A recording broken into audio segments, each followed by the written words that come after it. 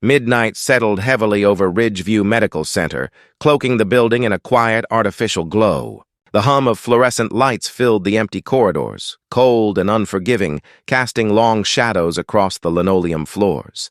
The waiting room was nearly deserted. A handful of exhausted souls slumped in plastic chairs, the air thick with the scent of disinfectant and stale coffee. Behind the plexiglass reception desk, a nurse with tired eyes scrolled lazily through her computer, barely noticing the world around her. Then, the glass doors slid open with a mechanical sigh. A woman stumbled inside, Ammani Rivers.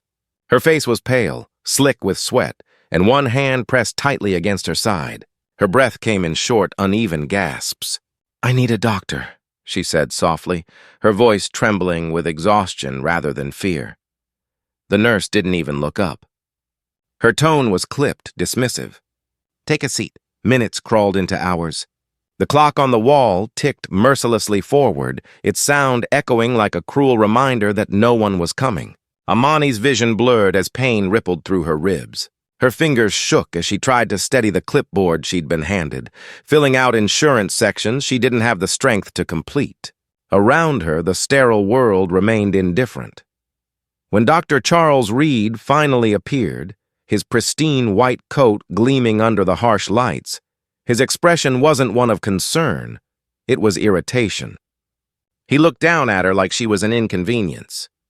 "This isn't a shelter, sweetheart," he said, his tone dripping with condescension. "Free treatments are down the street." The nurse chuckled softly.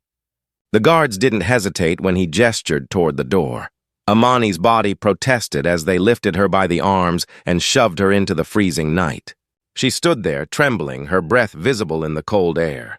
Her pain was sharp, but sharper still was the humiliation. For a long moment, she simply stood under the flickering hospital sign, her heart pounding with anger. Then, something changed in her eyes, something fierce, unyielding. By morning, Ridgeview Medical Center would remember the name Ammani Rivers. Sunrise broke over the city, spilling gold across the skyline. In a high-rise penthouse overlooking it all, Ammani sat upright in bed, her expression unreadable. The ache in her side throbbed, but the fire inside her burned brighter. The humiliation of the night before replayed in her mind. The nurse's apathy, Reed's sneer, the cold hands that dragged her out like trash. Her phone buzzed on the nightstand. Julianne Cole's name flashed across the screen, her closest friend and chief legal officer. "Please tell me you didn't go to Ridgeview last night," Julianne said sharply, her voice tight with worry. "I did," Ammani replied calmly. "And they threw me out." There was silence on the line, heavy and disbelieving. "Threw you out?" Julianne finally said. "The same hospital we're negotiating to buy?"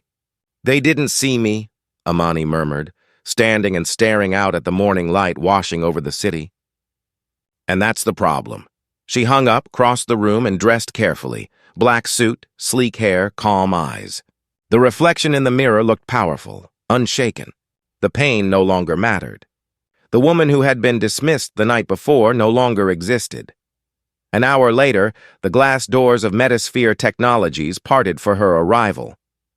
Conversations hushed as employees stepped aside.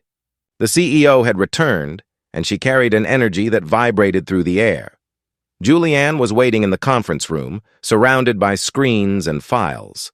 Before she could speak, Ammani said, "I expedited the acquisition."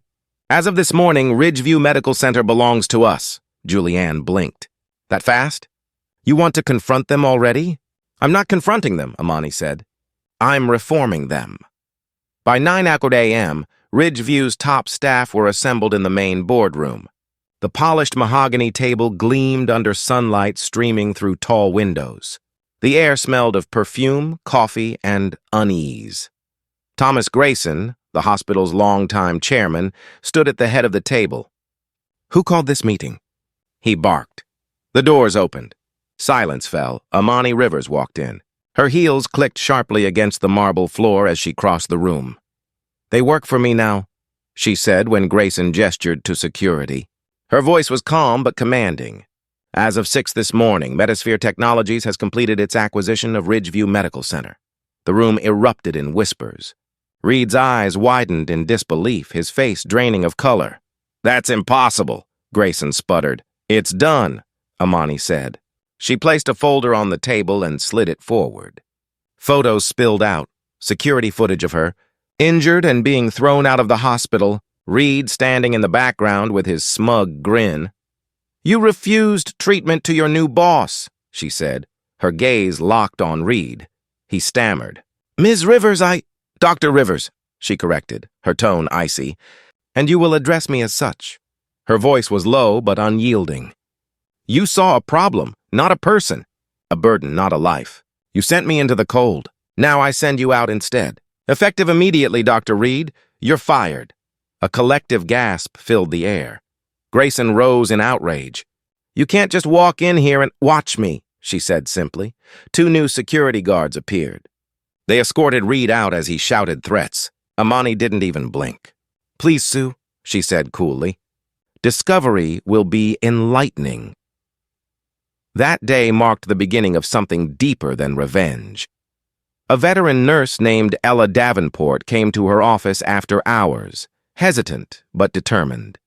What you did? It was long overdue, she said quietly. You've seen this before, Ammani replied. Ella nodded. Too many times.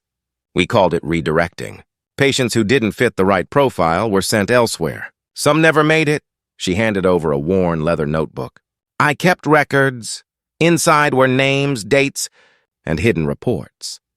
Those pages became the spark of an internal investigation that revealed layers of corruption, fake billing, erased patient histories, entire programs built on discrimination. Every trail led back to Grayson.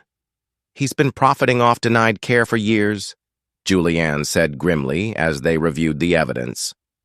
Then we expose him, Ammani replied. But before they could, the threats began.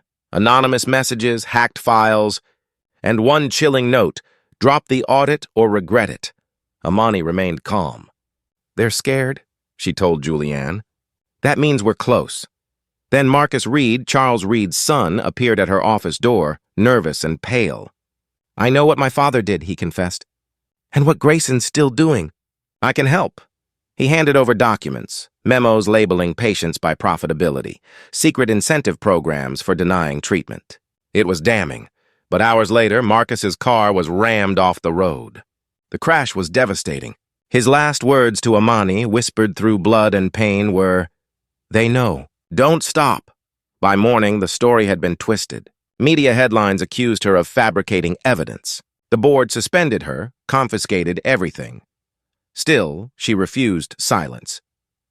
That night, Nurse Sarah Chen went live on social media, broadcasting the hospital's discriminatory practices in real time. The video exploded. The hashtag #RidgeviewTruth flooded the internet. Protesters filled the streets chanting patients over profit.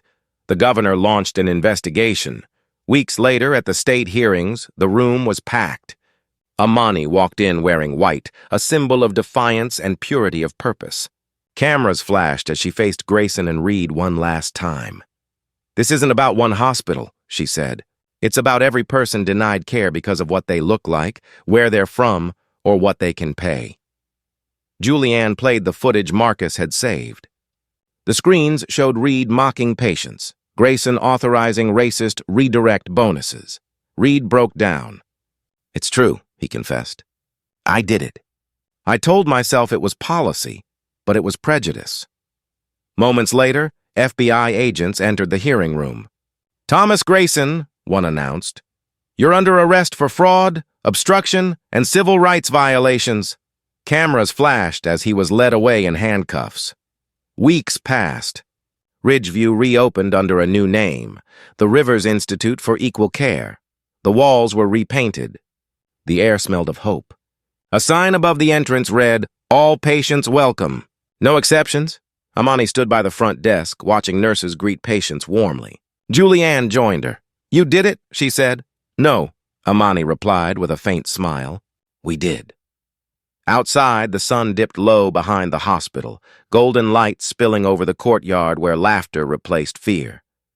From her office window, Ammani looked out over a world she had changed, not through power alone, but through justice. Justice, she realized, isn't loud. It's steady, built from compassion and courage. And as the city lights came alive, she whispered to herself, "This is only the beginning."